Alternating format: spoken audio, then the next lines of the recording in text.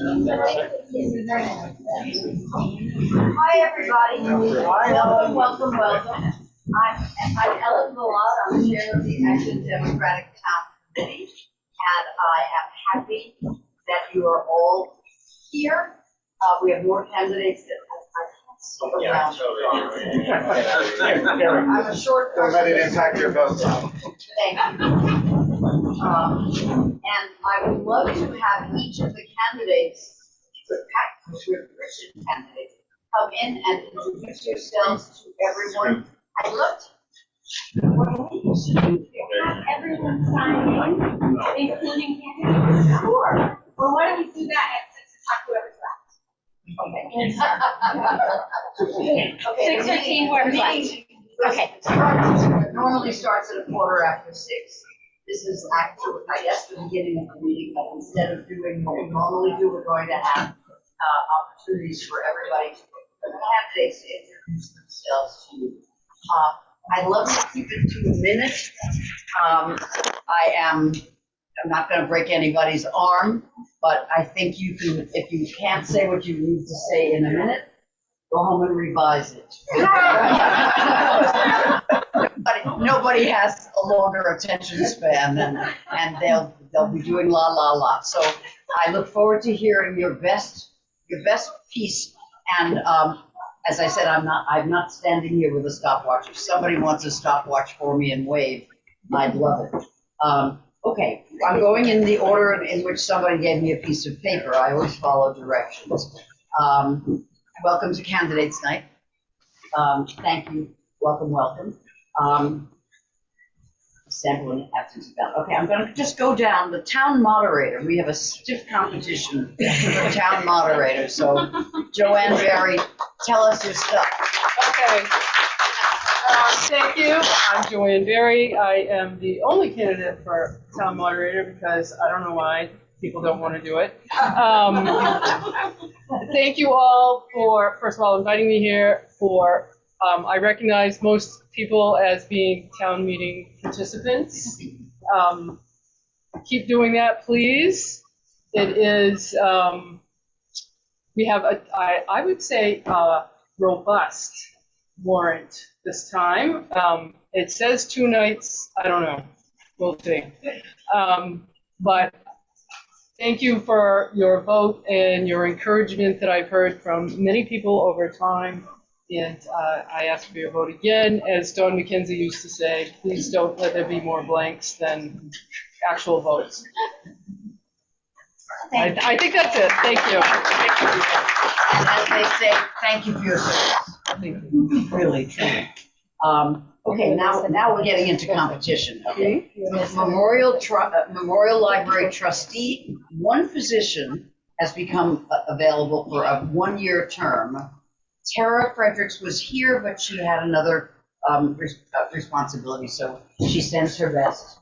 She was here, but she had to leave. But there are 3 candidates on this piece of paper for Memorial Library Trustee. One is Tara. The next is Annette Lockery. And Okay, I'm Annette Lockery. tell us your stuff. Okay, I've lived in Acton for 32 years. I've been an avid reader for my entire life, a little bit more than 32 years. I've been a patron of Memorial Library since I've been in Acton. However, since I live a few houses down from Citizens Library, I probably go there more often than Memorial, but I do visit both libraries. I think it's more important now than ever for both libraries to coordinate with each other and collaborate. And I thought being an involved trustee at Memorial Library would be a good occasion to do that and learn more about how that Board of Trustees works. I'm currently a trustee for Citizens Library, which I'm delighted to have been awarded. And I think that's really it. So thank you for having me. Wonderful, thank you.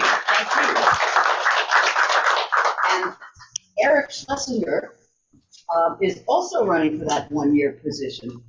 Eric, take it away. Hello, Eric Schlesinger. So I'm a frequent flyer at the Memorial Library. I have 2 young kids. We're there probably at least once a week, leaving with a huge stack of books. You guys would love to take advantage of the programming there. I'm particularly really impressed with the programming at Memorial. I think it's very important now as so much reading is going online. Being able to keep having like relevant, effective programming at Memorial Library, super important. I want to keep building on that, adding things like a tool library, adding classes like life skills classes for teens. Probably already close to a minute, but please consider voting for them. Thank you. So are we allowed to ask questions? No way. No. Not at this moment, I'm sorry. Let's get this rolling, and then maybe we'll have a little Q&A at the end. Thank you. Thank you for reminding us. And the hors d'oeuvres is still happening, so obviously nobody's in a hurry to leave. The next position I have on this list is Select Board. There are 2 positions for a 3-year term, and we have, I think, all 3 of the candidates with us today. We have incumbent Jim Snyder-Grant. First up. Hi, Jim Snyder-Grant. I'm not going to say much. You get to see me on TV every couple of weeks if you care, if you want to learn more about me. I ran originally 3 years ago as an environmental activist. That will continue. But what I've become increasingly interested in is how do we open up the town government process to make it more transparent, more accessible? For a couple of centuries, we have mostly, old white guys being on the board. Sorry to be trying to continue in that tradition, but luckily we have 2 strong other candidates who are not old white guys.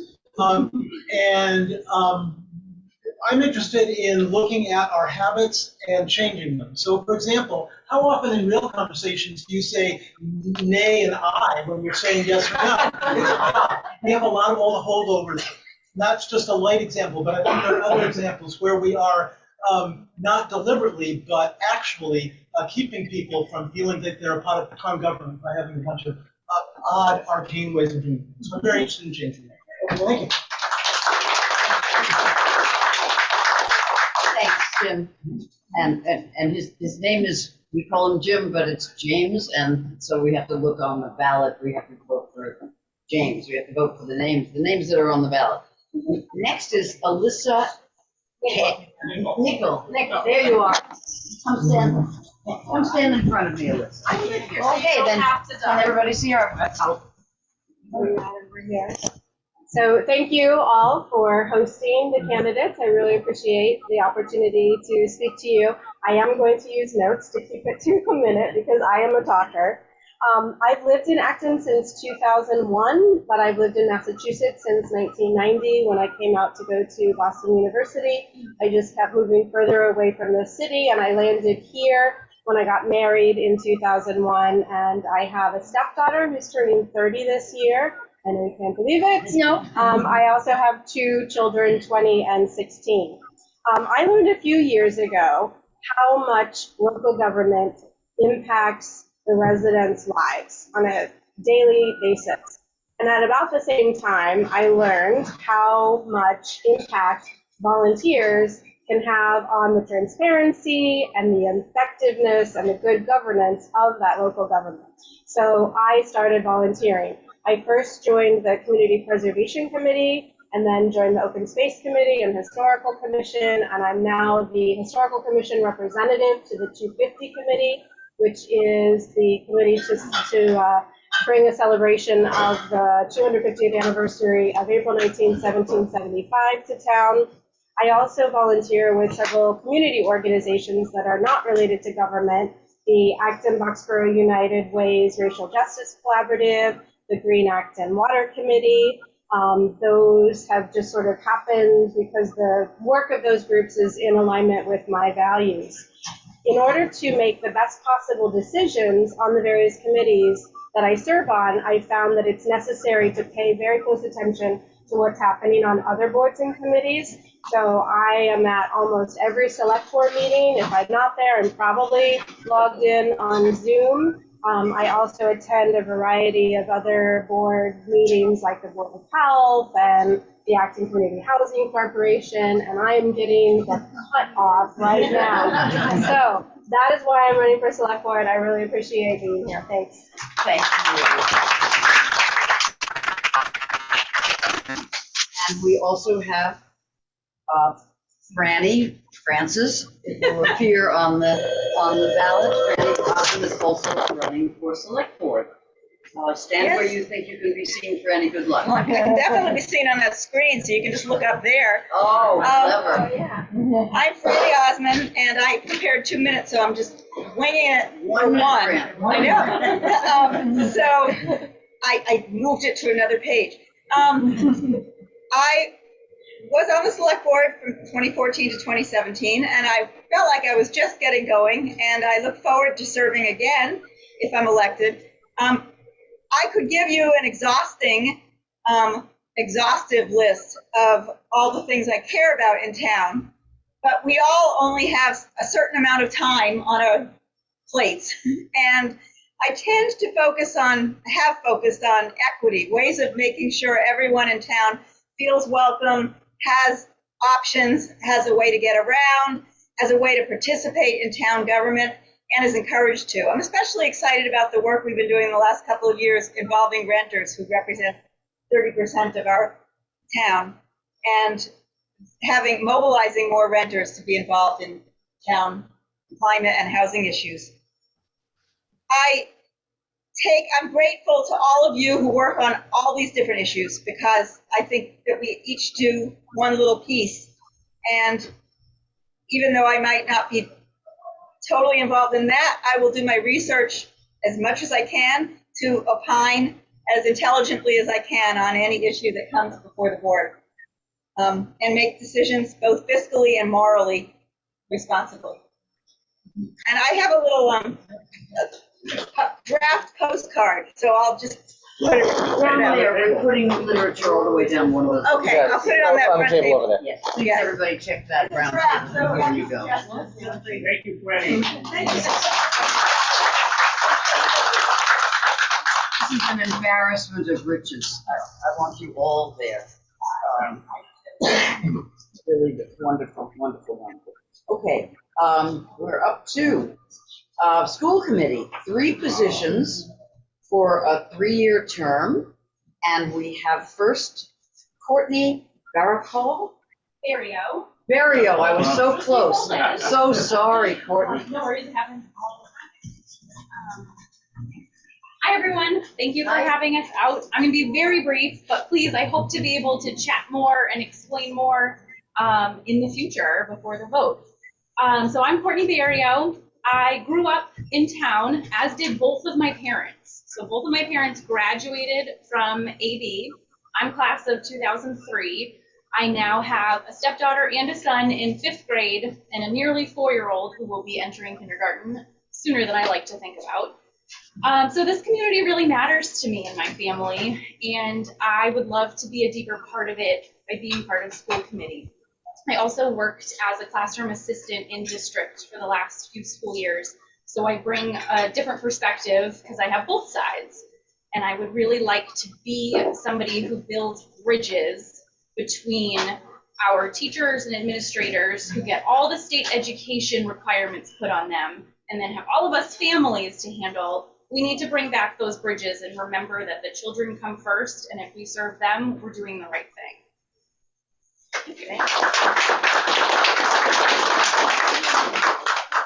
And then we have somebody who told me her nickname, Tori, but when you write it on the ballot, when you read it on the ballot, it would be Victoria Campbell. Or official use only, usually used by my dad when I'm in trouble. So yeah, I tend to go by Tori. My family moved to Acton in 2018. My husband and I did a little over 20 years in the military.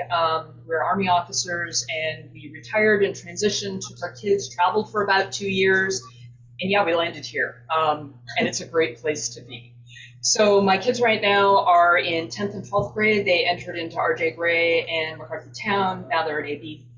And it's just exciting to see the opportunities are here. And at the same time, I'm like, I probably ought to see if I can help out. I did a lot of time in policy and budget because the Army sent me to the Pentagon. That was an experience, but I came out of it realizing, 1, I really love nugging data. I know that's a little geeky, but I do. And 2, I really like talking to people. And so I'm looking for those places where the data is not consistent, or where the data and the experiences are not matching up, or when everyone's looking at the same data and they're like, and I see something totally different in that. To me, that's where there's opportunity, right? That's where we can come together and figure out what we can do about things. So please vote for me. Thanks for coming out tonight. And it's a great race. Lots of great candidates. Thank you. Thank you, Tori, also known as Victoria by her father. And then we have Jason Fitzgerald. Hi, Jason. Hello. I'm going to go with notes also to keep it brief, otherwise I could go on and on. Thank you for having me. My name's Jason Fitzgerald. I've lived in Acton since 2001 when I moved here with my wife as newlyweds. I have 4 kids, Jason Jr., Grace, Helen, and Faith. They're in 10th grade, 8th grade, 6th grade, and 4th grade. My wife has been My wife has been a teacher's aide and a substitute teacher this year at Douglas, well, for a couple years now. And you probably, if anybody has had a kid that plays soccer in the last decade, you've seen my wife. You've gotten an email from my wife. Her name's Holly. I think I skipped that. So I'm running for school committee because I consider our kids and our teachers our greatest resource in Acton, right? That's where we put our most energy, our most money. So it's beholden upon us to make sure we're doing that correctly, right? I have 4 kids at various levels in the district, and that's given me appreciation for the complexities and challenges they're facing. And these challenges are just getting more and more complex. Anybody that's paying attention to anything knows that schools are under attack, right? From different groups, all kinds. So successfully overcoming these challenges can be obtained and can be very different to different people. But it's an interesting and it's a worthwhile goal, and it's attainable if we attack it the right way. So I'm interested in that. I consider myself a critical thinker who's able to objectively analyze information and come to fair conclusions. I think those are necessary values for a school committee member to have. So I'd like to do that, take those skills, apply them to the different problems. And I think it's beholden upon us as a school to get the rest of the community engaged with our message, right? There's so much stuff that happens in school, the rest of the community doesn't know what's going on. So let's get that message out. Thank you. Thank you, Jason. Spelled Jason. That's easy for him. Okay. And then we have Michael Gowing. Where are you? I'm over here. Hi there. So I go by Mike Gowing, but it'll be Michael on the ballot. I've been in service to the community since I moved here in 2003. I've been on the Council on Aging. I've been on the Select Board for 2 terms. I'm currently the president of Acton TV. I'm on the board for the Lowell Regional Transit Authority. All of these are and many other things that I won't go into. I have not served on the school committee, but I think I can. Education, whoops, I knew you were going to time out on me. Education's always been a priority for Acton. We're routinely placed in the top 10 statewide by any metric.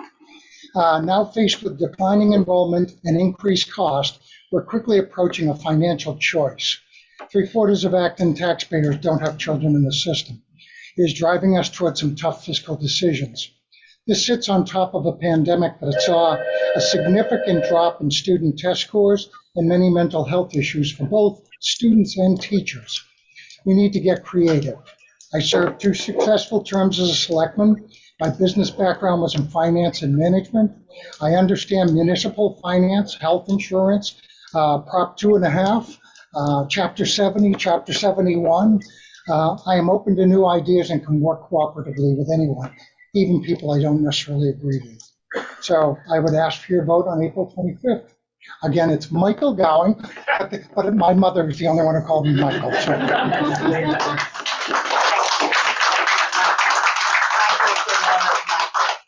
And last on this list of candidates for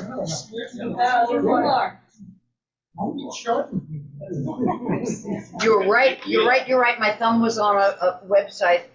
I'm sorry, Anthony. Okay, but before that is Leela. Our next candidate is Leela Ramachandran. And Leela, take it away. Thank you. Hi everyone, my name is Leela Ramachandran. I am a candidate for school committee I went to AB K to 12. I graduated, went to college for public health. I work in research and evaluation. And I think that that is really helpful. I have a data background, but I also kind of think about how do we really involve community in decisions that we're making. Who is left out, who is not being served, and I think that that is really helpful, especially as we're coming out of the height of the pandemic. And really thinking about how we engage our community members. I've heard from students that they feel like sometimes they talk and they're not really listened to, or there aren't opportunities to involve them. And I think that being kind of proximate to the high school population, that I have an opportunity to really build those bridges, as well as kind of thinking about how we involve the greater community in decisions. And I'm really excited about the opportunity to be on the school committee. And I think there's a lot of good work that's happened and good work to come. So thank you. Appreciate it. All right, we have another candidate, and she's going to help me pronounce her name again because I'm. Yeah. It's Yanxing Schmidt. Hi, there's a poll here. Hi, can you guys hear me? Yes. Good. My name is Yanxing Schmidt. A lot of you already know me as Liz Yam Schmidt. That's my nickname. So we don't have that whole surname again, but that's totally fine. So when I came here today, my children asked me, my older son, he's 10, he asked me, why are you wearing USA hoodie? Like you have other hoodies. So I said, this hoodie is the Team USA's Winter Olympic uniform.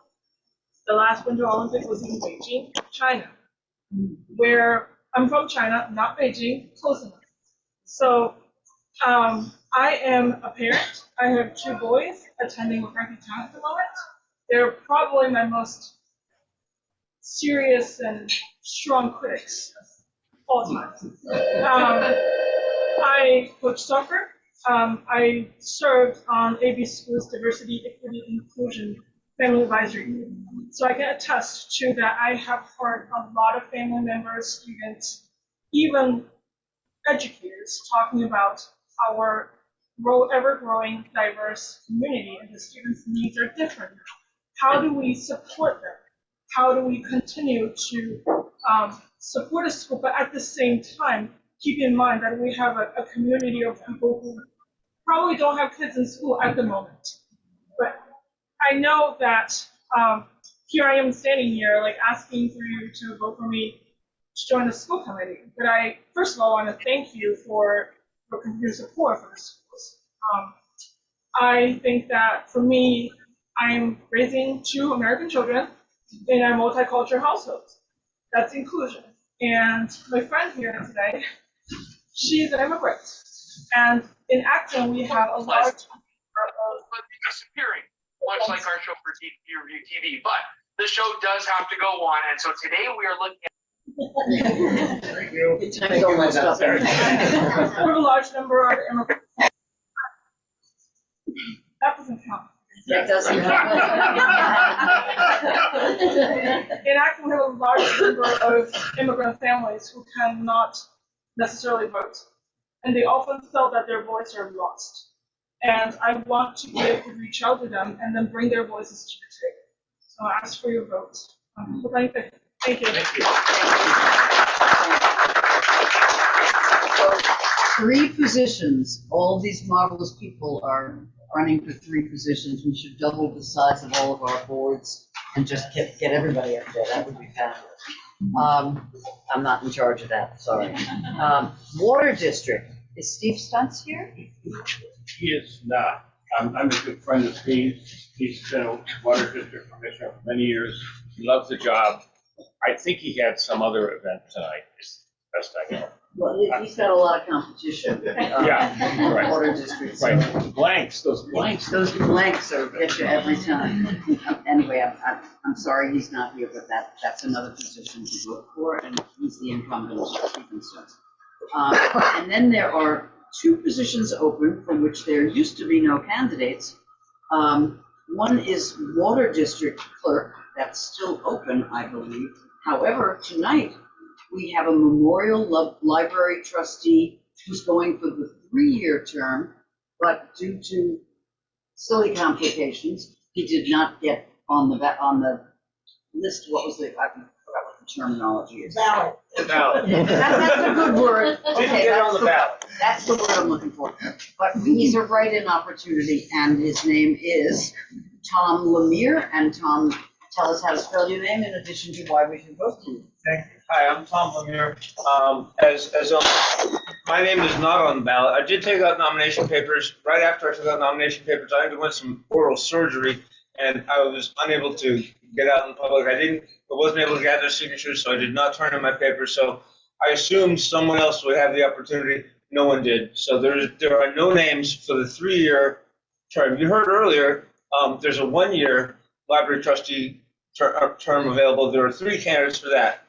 The 3-year term, there are no candidates listed. I'm asking for your support to write in my name. Unlike some other people saying, make sure you don't use my nickname. There's no name on the ballot. So you can say Tom Lemire, Thomas Lemire, and I spoke to Eva and Leo in the clerk's office. They said, Tom L. will be fine. We'll know who they mean. So just take it Tom L., please. A little bit about myself. I've been an Acton resident. My wife and I have been residents here for just over 30 years. We raised 4 kids here. They're all successful graduates of the public school system here. They make me proud every day out living their exciting lives. Because of the kids is when I first got involved in the library, first fell in love with this resource for our community. I've been involved since then in numerous capacities. I'm currently a member of the Library Foundation Board, raising money to support programs and other activities at the library. I've been involved in the most recent director search to find our new director for the library. I was involved in the long-term planning committee for the library. So I've been involved in many capacities. I'm looking for a new role. I would like the opportunity to serve on the Board of Trustees, and I appreciate your support. If you write in Tom L., Tom Lemire, there's some cards over on the table over there if you want to remember my name there. But please remember, there are 2 openings for library trustee, one with 3 names and one with none. Please write me in for that one. Thank you very much. That wraps it up for our candidate. Now, Anne asked if there was a Q&A opportunity. It could turn into chaos, but I will open the door and hope that it doesn't turn into chaos. So if people have a question, can they keep it short and polite? And that goes for the answers as well. Anne, did you have a question for somebody? Yes, I'd like to ask the people running for library director what they think the library trustee does. Or what there's 4 of them. You're asking everybody? Well, there's only 3 left. 3 here, correct. Oh, yeah, only Annette, 3. Eric, and What do they think the duties of a library trustee are? I don't know like this for every committee, but I'll start with the library since I'm connected with that. I'll let someone else go first. Eric. So I think I'm primarily to serve the community it's in and serve the library. I think to support the director, to help shape policy, to help make sure the money that the taxpayers are spending is used appropriately. Is this good? I'll keep it succinct. I think there's going to be a lot of this. Tom or Annette? I would totally agree with that. That's what thank you. What he said. What he said. What he said. What he said. I think policy is really the key. Sort of setting the tone and direction for the library so the director can then execute on those policies and implement them. So making sure that the library is run from a fiscally responsible perspective, that the policies meet the needs of the community, to ensure that there's outreach to get feedback from the community to make sure that the library is meeting the needs of the entire citizenship of the town. Really, a policy first is really the primary role. And follow up? No, well, I was going to ask you the school committee next. Hit it. School committee members, what do you think your major Most of them are over is here. on the school committee? Okay, school committee, I can do you in order, or you can volunteer. We want to start with whichever ones are over here, which is most of them. Start with the ones at No that. pressure. Okay, I'll start. I mean, I'm alphabetically first, so might as well. I think the number 1 role is communication and decision making, which maybe is 2 because I threw an I didn't and hear in the there. second one. Decision making. Thank you. But I think communication is key because the decisions have to come from hearing from all parties and understanding all sides of it, not just the one view that maybe an individual feels, but looking at the overall community needs. Thank you. Great, that must be me. So policy budget, we've hammered that one. Expanding, maybe tweaking a little bit what Courtney just said. The people of the town elect us. We owe it to them to be the ears to hear what they have to tell us, even knowing that the school committee's time horizon is probably, 2 to 5 years out, right? It's a much longer view, and it's not necessarily responding to the now, but there is also that informal bit of feedback and also the opportunity to do exactly what you just talked about, building bridges and having that communication. I think that's critical. Thank you. I feel like this is going to get repetitive after this, but obviously a budget, right? I mean, spend $105 million this year. It's a huge part of what the school committee is responsible for, but also working with the superintendent to make sure that the schools are running in a way that we're representative, right, of our the people that elect us, right? So we have to make sure the school is running in a representative way of what the community wants, and communicating that again, also getting that message out. The other two are both on this side, right? Yeah. Oh, is there one more? Yeah, sorry. I could just say, like they say. There's so many of you. Sure. Well, a lot of it's been said. Policy budget, I think that there's a piece about really interacting with stakeholders. So both the town's finance committees, but also folks who work in the schools, the students, and really thinking at a systems level about how do we think long-term about what's happening in the schools, as well as kind of being ears to the ground about how it's going and making adjustments as needed.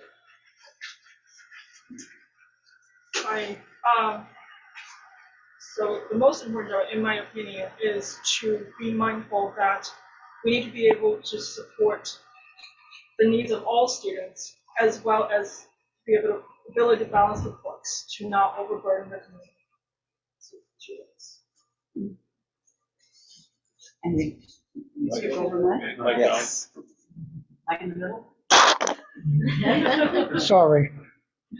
I am Mike in the middle too, in case you people want equal representation.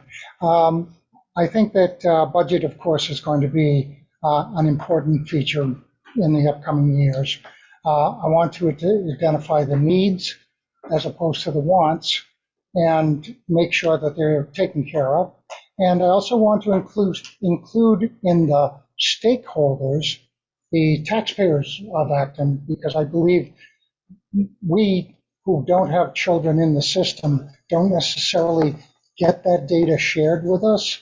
So I'd like to expand that communication and make it so that people understand where 2/3 of every tax dollar is going.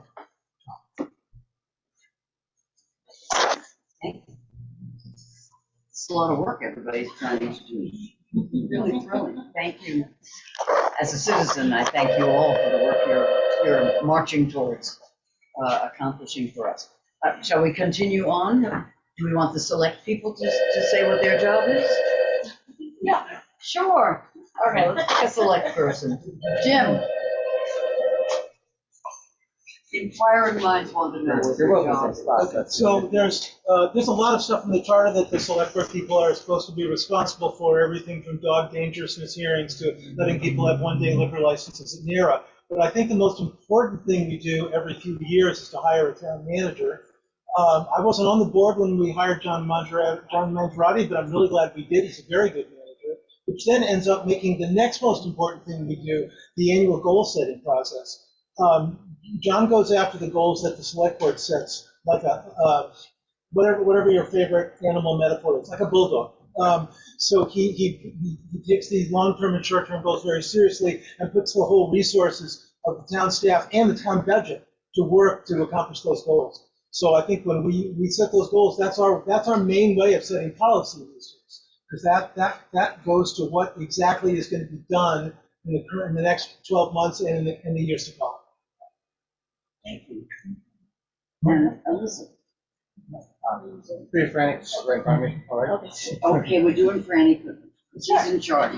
I think one of the things is to direct the town manager, who directs in turn the staff, and to make sure that we as a town are designing and spending the budget responsibly, trying to balance the desire to make sure all residents and businesses and our natural environment, the fauna and flora, thrive, with reality that we can't do everything and that money is limited and people often feel squeezed.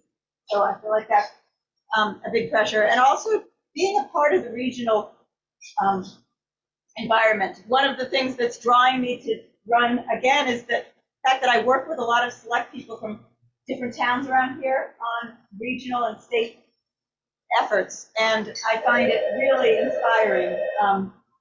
I feel like we can do a lot with efficiency with working together with other towns. So having good relationships regionally is really important too for the select work. Okay. Alyssa. Thank you. So I think that the most critical piece of the select board's responsibility is to make decisions and set policies that are in the best interest of all of the residents. And to speak to what Jim said about goal setting, I think that there needs to be continuity from previous years when new select board members come onto the board, because some of those goals are multi-year projects for the town staff. And so you can't drop a lot of things on them before they've completed the tasks that they had from the previous board or boards. I think there needs to be a lot of balance between respect and deference for the staff. I admire the staff greatly. I've gotten to know them and their commitment and their skill set a lot in the last few years. So I have a lot of respect for them, but I also am really hesitant to defer to them because I think that the residents need the select board to ask really tough questions and demand data. We need them to bring the receipts as well as doing the phenomenal job that they're doing. Thank you. Okay. We now know more than we knew before. Thanks, Sam. Thank you, Ann. Any more questions from anybody else? Yes.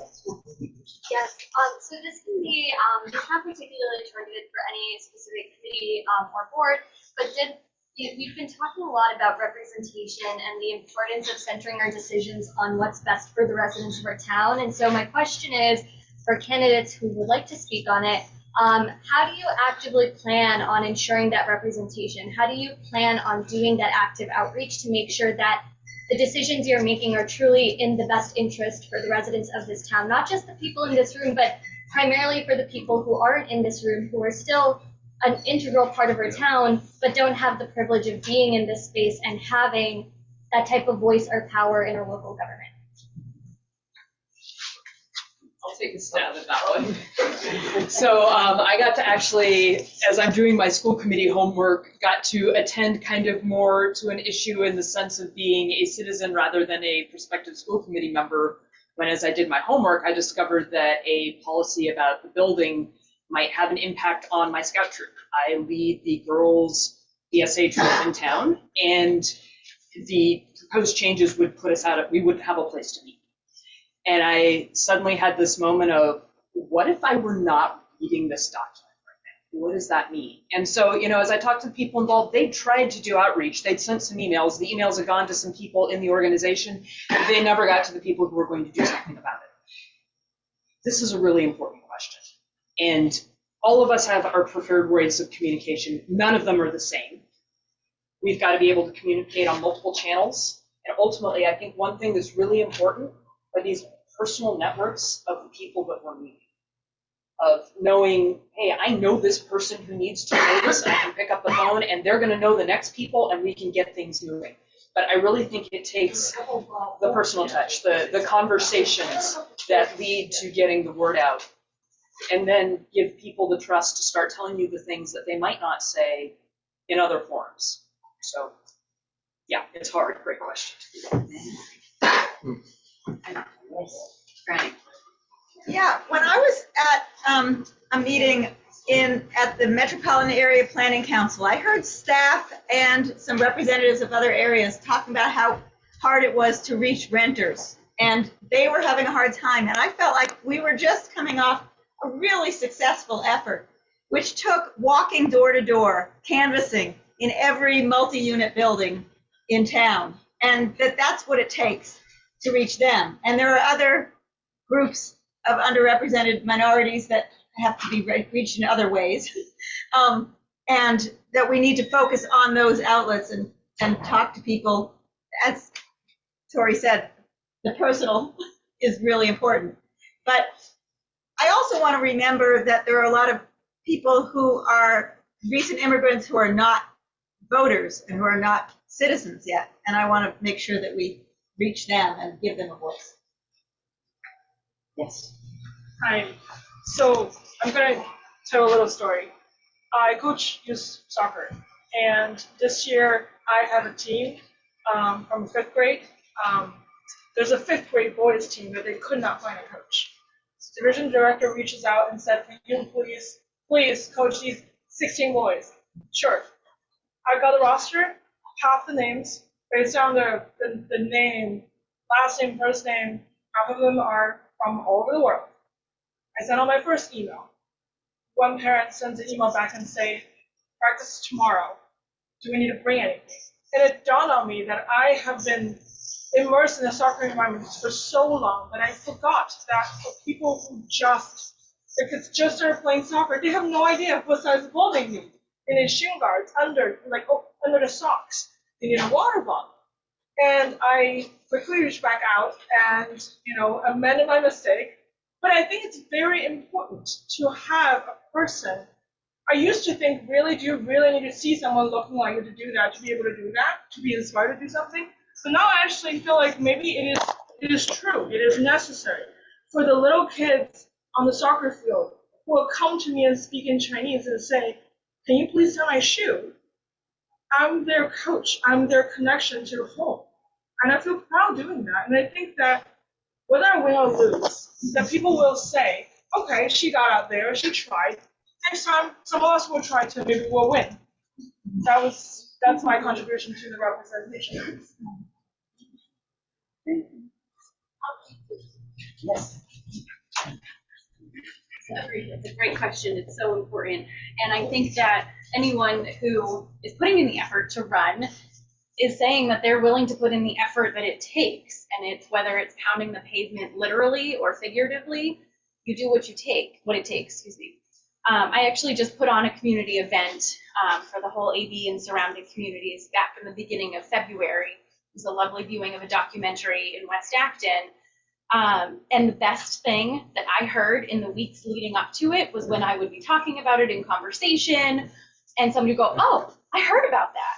Oh, I saw that was coming. Oh, I'm interested in that." And it said that outreach is impactful, that all the emails I sent, all the conversations I had, all the posters I plastered all over the community, they reached people. And we had a wonderful event, and hopefully it's just the beginning. That's what it is. It's about putting in the effort, making those connections, and then allowing the space to hear and listen and sit with it if that's what it needs to be, and create space for all.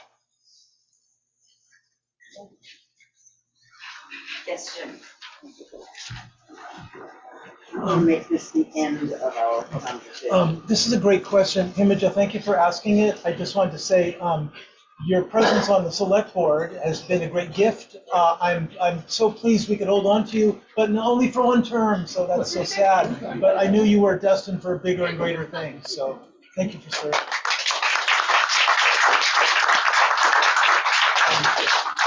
By way of attempting to answer the question, so some groups that are underrepresented have begun to band together. So if someone's going to call me from the Acton Chinese American Civic Society or Housing and Climate Justice for Acton, I'm going to always take those meetings because those are people whose voices have historically not been heard as much on the select board. So, but then there's also all the other people who are not yet part of organized groups. So for that, we need a few things. One, we need an actual functioning newspaper in town. I'm so glad that conversation has started again. The other thing we need is for us select board members to be out there in the community at times that are known to people so they can come find us. And sadly to say, I'm not very good at this, but we need to make our presence known on social media because that's the way some people find things out. So we have to be there every way we can in order to, so that people can reach out. Yes. Jason.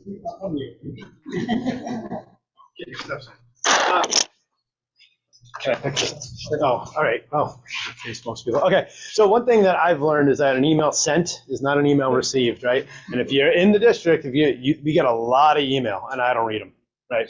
So we need to do a better job of communicating. I don't know what that means, but I do know that if I'm not reading them, I'm sure there are many people in many different demographic groups that aren't reading them also. So we do need to do a better job of communicating. I don't have an answer for you. So I don't know how to do that yet, but I will say this, right? I think it's important, and I've learned this from campaigning for just a short time as I have, that when you start having coffee with people, there's always somebody else to have another coffee with. And that person will get you in touch with a community group. So I think it's important. We have to start doing these, make these personal connections and not just rely on all the just emails that keep going out, right? Because people aren't reading them. The other thing I think we do poorly as a school district is social media, right? It's got its pluses, it's got its minuses, but we all use it, right? Whether or not you want to admit to it, so we need to get stuff out there. And if the school district doesn't do it and they don't control the narrative, which I kind of hate saying that, but like somebody else is going to, right? So the school needs to be, I think, more proactive. School committee, school. I'm not really sure where the message should come from, but I think that does need to be a responsibility. We need to start using that instead of just pretending and letting it happen. You can see what all those coffees are doing. Yeah. A lot of coffee. Yes. So I appreciate the question. I will say also that I think there's a piece of it that's representation. I think Himaja has done that for me particularly, not to jump on the Himaja bandwagon, but it's been nice to see someone who looks like me in town government who is elected. And I think we're talking about people who are underrepresented, and I think that there's a piece of that folks have been excluded actively by way of kind of systems or how we've done things. So I think Jim spoke to it earlier, like some of the rules are not kind of how we speak normally, and folks have a hard time understanding them. And so some of what I've done is try to explain to my peers who have no idea what's happening, how these things work and how these bodies interact. And I think that there's also a piece of it that even if folks are not plugged into a community group or coming to Democratic town committee meetings, like people have friends and they all talk to each other kind of offline. And so building relationships with folks who are kind of centers of their communities individually, I think is also super helpful. So thank you.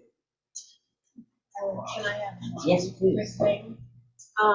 So I will just add that going out to where people are at events and gatherings and making our presence known as elected officials is really critical, because written communication and meetings and social media all play a role. And I am also very happy about the efforts to get a local newspaper started again. But just spending the time, pounding the pavement, getting out there and attending events. On my way home from Green Acton Water Committee meeting at the library to spend a few minutes before coming here, I drove past the Bugles for America and was really sad that I couldn't stop and just be there with that group and participate and chat with them. So as much time as we can devote to being out in the community where they are at the events that they're happening, and that speaks to your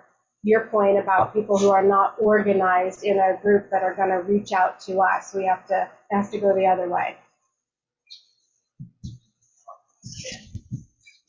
Any other part of this? Yes, please. Actually, if I may, I just want to say thank you to everybody for hosting this. I'm supposed to be in a tree committee meeting, and I'm going to excuse myself. Thank you. It was a pleasure to meet you all. Thank you.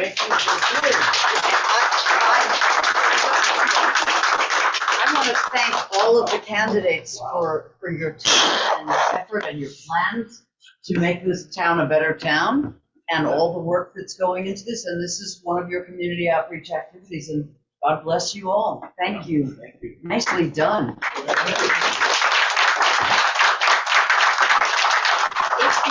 I'm going to get a little tricky here. In order to reach out to you, to invite you all here, we had no email address. If Colleen would pass around, or just put a piece of paper at the checkout area there, we would love the candidates' email addresses so we can harass you gently, ask you questions, reach out. We will not abuse you. Who does it, Jason? I know the emails I just ignore as well, but maybe we'll break through.